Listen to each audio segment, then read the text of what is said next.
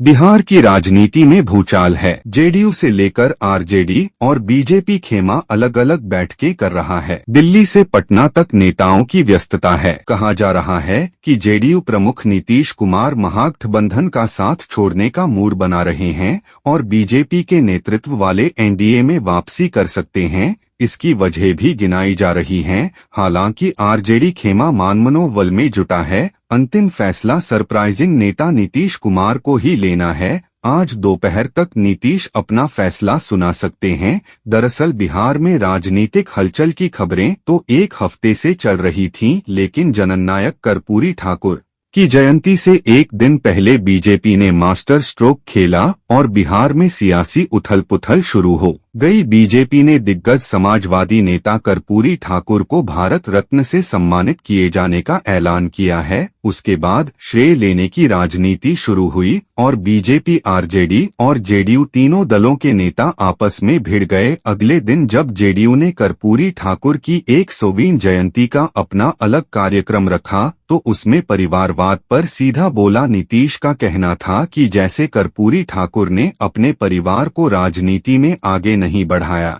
वैसे ही हम भी अपने परिवार को राजनीति से दूर रखते हैं, जबकि कुछ लोग तो अपने परिवार को ही आगे बढ़ाने में लगे रहते हैं। नीतीश के इस हमले को खासतौर पर आरजेडी में लालू परिवार और कांग्रेस में गांधी परिवार से जोड़कर देखा गया। फिर क्या था? लालू प्रसाद यादव की बेटी रोहिणी आचार्य ने बिना नाम लिए नीतीश पर पलटवार कर दिया। रोहिणी ने सिलसिलेवार 3 ट्वीट किए और तीनों में नीतीश पर परिवार से लेकर उनके सार्वजनिक जीवन पर तंज कसा। नीतीश को जानकारी मिली तो उन्होंने तल्ख तेवर दिखाए और अपने पीआर टीम से रिपोर्ट तलब कर ली। उसके बाद से शुरू हुआ बिहार की राजनीति में हलचल का दौर। बीजेपी ने अपने प्रदेश नेतृत्व को दिल्ली तलब कर लिया। प्रदेश अध्यक्ष सम्राट चौधरी, राज्यसभा सांसद सुशील मोदी और एलओपी विजय कुमार सिन्हा समेत राज्य के अन्य वरिष्ठ नेताओं ने दिल्ली में केंद्रीय गृह मंत्री अमित शाह से चर्चा की। उधर पटना में मुख्यमंत्री आवास में नीतीश कुमार और पूर्व सीएम राबड़ी देवी के आवास पर लालू प्रसाद यादव ने करीबी नेताओं के साथ बैठकें की। आगे की रणनीति और सियासी भविष्य को लेकर चर्चा और मंथन शुरू कर दिया। बिहार की राजनीति के लिए आज शुक्रवार का दिन बेहद महत्वपूर्ण माना जा रहा है। सूत्र बताते हैं कि दोपहर बाद नीतीश कुमार गठबंधन को लेकर कोई फैसला ले सकते हैं।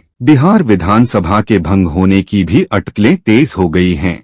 अगर ऐसा होता है तो लोकसभा चुनाव के साथ बिहार में विधानसभा का चुनाव हो सकता है। जानकार कहते हैं कि राजद के साथ गठबंधन पर नीतीश कुमार ही अंतिम फैसला लेंगे। राजद किसी कीमत पर गठबंधन नहीं तोड़ना चाहती है। यही वजह है कि जब पार्टी को रोहिणी आचार्य के ट्वीट के बारे में जानकारी हुई तो उन्हें कुछ ही घंटे में डिलीट करवा दिया गया। स्पीकर से लेकर प्रदेश के नेताओं से चर्चा शुरू हुई और डैमेज कंट्रोल के लिए उपायों पर भी बात हुई। इसके साथ ही लालू यादव खेमे ने बिहार विधानसभा में 122 के जादुई आंकड़े तक पहुंचने के लिए प्रयास शुरू कर दिए। बताया जा रहा है कि नीतीश कुमार 23 विधायक लालू यादव से लगातार बातचीत कर रहे हैं। किसी भी सिचुएशन में वो बीजेपी में नहीं जाएंगे। वहीं दिल्ली में बीजेपी हाईकमान लगातार बैठकें कर रहा है। नीतीश के एनडीए में वापस आने की खबरों के बीच बीजेपी ने अपने सहयोगियों को भी मनाने की कवायद शुरू कर दी है।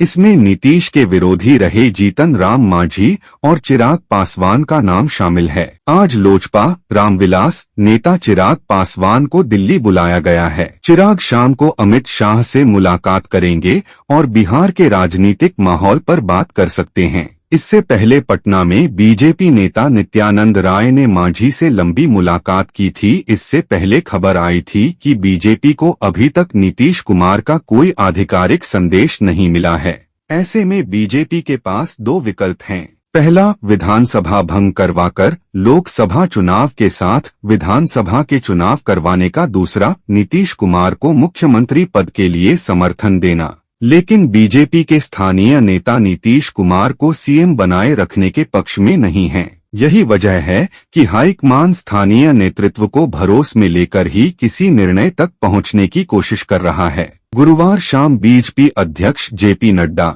बिहार के प्रभारी विनोद तावड़े और बीजेपी के अन्य नेता अमित शाह के घर मिलने पहुंचे थे। हालांकि बीजेपी अध्यक्ष सम्राट चौधरी का कहना था कि यह बैठकें आगामी लोकसभा चुनाव के लिए बीजेपी की तैयारियों के संबंध में हो रही हैं। जदयू के प्रवक्ता केसी त्यागी ने चर्चाओं का खंडन किया और कहा, इंडिया ब्लॉक सलामत है, गठबंधन में सब कुछ ठीक है। हमारी पार्टी खुद को इंडिया ब्लॉक का जनक मानती है। हमने राहुल गांधी और पार्टी अध्यक्ष मल्लिकार्जुन खड़गे से उन चिंताओं को दूर करने के लिए कहा है जो तृणमूल कांग्रेस और आम आदमी पार्टी जैसे सहयोगियों ने जताई हैं। दरअसल पश्चिम बंगाल में टीएमसी और पंजाब में आप अकेले चुनाव लड़ने की बात कर रही हैं। वहीं बीजेपी के एक सहयोगी ने दावा किया कि बिहार में महागठबंधन सरकार के पतन के लिए मंच तैयार हो गया है। बिहार में इंडिया गुट के सबसे बड़े घटक राजद से नाता तोड़ने के बाद बीजेपी के नेतृत्व वाला एनडीए नीतीश कुमार का समर्थन और स्वागत करेगा। नीतीश ने साल 2022 में बीजेपी के साथ गठबंधन तोड़ा था